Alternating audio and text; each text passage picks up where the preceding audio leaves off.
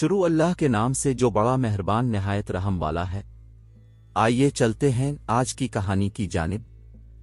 ये भी नहीं था कि वालिदैन सौतेले थे, बल्कि हमारे वालिद आतिशफिशा मिजाज के मालिक थे। गुस्से में आग का बगूला बने रहते थे। ये बात खानदान भर में मशहूर थी कि मियां अनवर ने घर का माहौल अजब बना रखा था। हमको ऊंची आवाज में बात करने की आज़ादी नहीं थी। फिल्म, गाने, बाहर की सैर व तफरी तो दूर की बात, हम बहन भाइयों को टीवी पर ड्रामे भी देखने की भी इजाजत न थी। करीबी रिश्तेदारों के घर जाने से पहले इजाजत लेनी होती थी। इस कदर घुटनज़दा माहौल था हमारे घर का कि हम बाप के साए से छुपने लगे। हमारे वालिद जरा सी बात पर भड़क जाते थे। दुख तो ये था कि बात भी मामूली और बेजरर होती। नौकरी से वापसी पर वालिद हम बहन भाइयों को प्यार नहीं बल्कि मार से नवाजते थे, और ये कभी कभार का नहीं बल्कि रोज का मामूल था।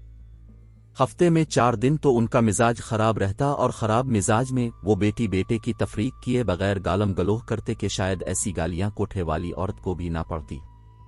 ऐसे इल्जामात लगाते कि इंसान खुदकशी कर ले। हम सब इतने सहमे हुए रहते कि सफाई का एक लफ्ज भी ना कह पाते।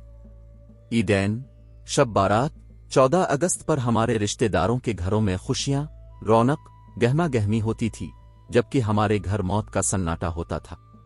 मुझे अच्छी तरह याद है, मैं 6 बरस की थी। ईद के दिन भी वालिद का मिजाज बेहद संजीदा होता। हम बात भी ना कर पाते, जबकि हमारी हम उम्र लड़कियां कजिन अपने वालिदैन से लाड प्यार करतीं और ईदियां लेती। 9 उम्री में हमारी हम उम्र कजिन लड़कियां फैशन करतीं, पार्लर जातीं, सिनेमा देखने जाती थीं। सबके घरों में इस दौर में डिश टीवी लगे हुए थे, जबकि हमारे घर में ऐसा कुछ नहीं था। हम बहनों को तो पार्लर जाने की इजाजत थी, ना फैशन करने की, हत्ता के बाल संवार कर भी नहीं जा सकते थे। घर एक जिंदान की मानिंद था, और हम सांवर कर जाते भी कहां।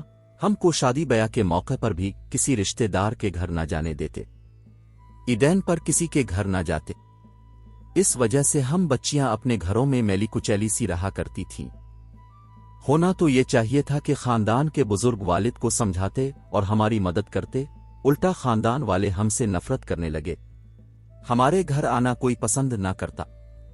अगर हम मिलने चले जाते, हम पर जुमले कसते, तंज करते, तजलील करते। उनके बाबा तो उन पर शक करते हैं। उन पर पाबंदियां हैं, ये लोग घर में नहीं बल्कि कैद खाने जेल में रहते हैं।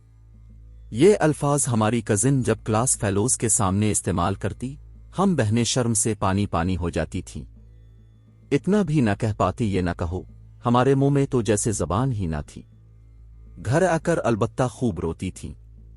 सबसे ज्यादा कमजोर करदार हमारी माँ का था। सब कुछ चुपचाप सहती रहती, देखती रहती और कुछ भी ना कर पाती। सिर्फ एक बुत की तरह थी वो तो, सांस जिस्म में आती जाती मगर जुबां और दिमाग बंद और खामोश। अगर कोई मेहमान हमारे घर रहने आ जाता, हमारी वालिदा की शामत आ जाती, चाहे जितना उम्दा खाना पकाती, मगर वालिद कोई ना कोई नक्स निकाल कर मेहमान के सामने शर्मिंदा कर देते और बाद में कई दिन तक बीवी को ताने देते। जानबूझकर खराब खाना पकाती हो ताकि मेरी बदनामी हो। वालिदा लाख सफाई देती, मगर ना मानते बल्कि कहते। इसी वजह से खानदान के लोग मेरे घर नहीं आते, यानी सारा कसूर वालिदा का होता। हम कमरे में डरे सहमे सब सुन रहे होते। अपनी वालिदा की मदद के लिए एक लफ्ज भी बाप के सामने कहने की हिम्मत न कर पाते। सितम तो ये था कि जो मेहमान हमारे घर रहने आते थे, जिनकी खातिर अब्बा वालिदा से लड़ाई करते थे, उनके घर वालिदा हम में से कोई भी रहने नहीं जाता था। खुदा जाने क्या मसला था, नफ्सियाती मसला था कोई उनका कि अपने बीवी बच्चों को अजियत देकर खुश होते और जरा भी एहसास न करते हमारे दिल पर क्या गुजरती। खानदान की औरतें आकर वालिदा के साथ हमदर्दी करते, कहते खुदा मालूम इस कदर पत्थर दिल क्यों है तुम्हारा शौहर, अपने ही बीवी बच्चों का दुश्मन बना रहता है।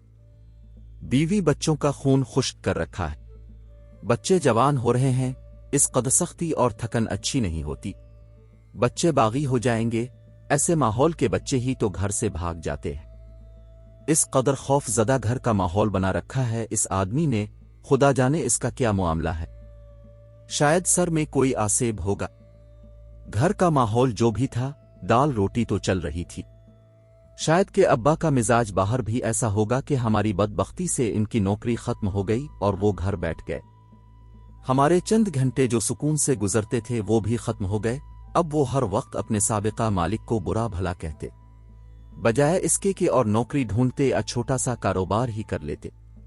वालिदा हर वक्त समझाती थीं, बच्चे छोटे हैं, पैसे की जरूरत है, कोई नौकरी ढूंढ लो, मगर ऐसी लड़ाई शुरू करते कि खुदा की पनाह।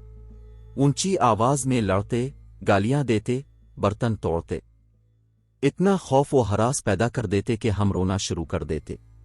हालात मजीद खराब होने शुरू हो गए। वालिदा को बैठे बैठे बेहोश होने की बीमारी हो गई। उन्होंने तब भी तवज्जो ना दी, होश के नाखून न लिए, यहां तक कि घर तबाही के दहाने पर पहुंच गया। नतीजा ये हुआ कि भाइयों को पढ़ाई छोड़कर छोटी मोटी नौकरी तलाश करनी पड़ी। चंद हजार की खातिर उनका मुस्तकबिल खराब हो गया। कहते हैं वक्त रुकता नहीं, गुजरता चला जाता है। सो हमारा भी वो वक्त जैसे तैसे गुजर गया। रिश्तेदारों ने ना पहले मदद की ना इस वक्त में मदद की। वालिदा वफात पा गईं, वालिद ना बदले। दुख इस बात का है वो अपने ही घर की खुशी सुकून के कातिल निकले। कभी बीवी बच्चों के साथ अच्छा दिन ना गुजरा होगा। मेरी माँ एक मुस्कुराहट के लिए तरसती मर गई। हमारे कजन्स पढ़ लिख कर अच्छे ओहदों पर नौकरी कर रहे हैं, जबकि लड़कियां कोई लेक्चरार तो कोई डॉक्टर है, मगर हम जिंदगी में कोई आला मकाम ना पा सके क्योंकि हमारे घर का माहौल पुरसुकून ना था।